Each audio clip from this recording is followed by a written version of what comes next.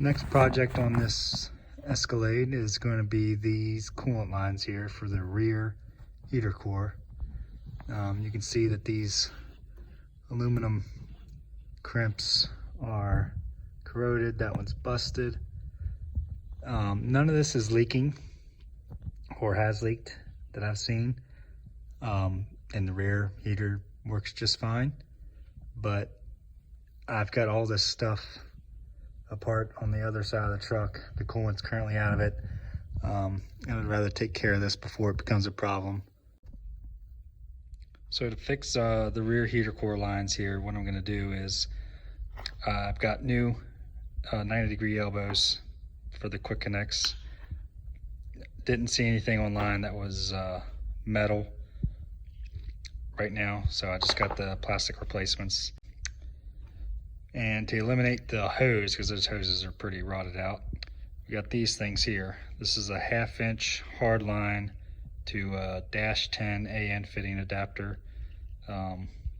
just a little compression fitting. And to go from our hard line to -10 back to hose, just got some -10 to a 5/8 barb aluminum fitting there, and then we'll just loop a hose from here to here, and that should take care of it.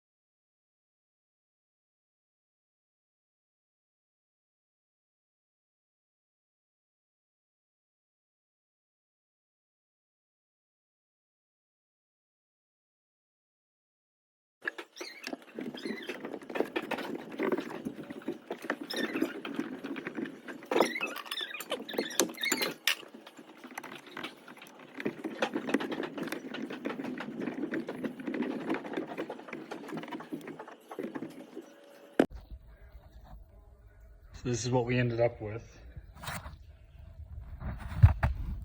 See our new fittings on there, hose clamps. Put a little piece of loom on there because that hose was rubbing the AC line. We've had coolant in this thing for a couple hours. I don't see any drips.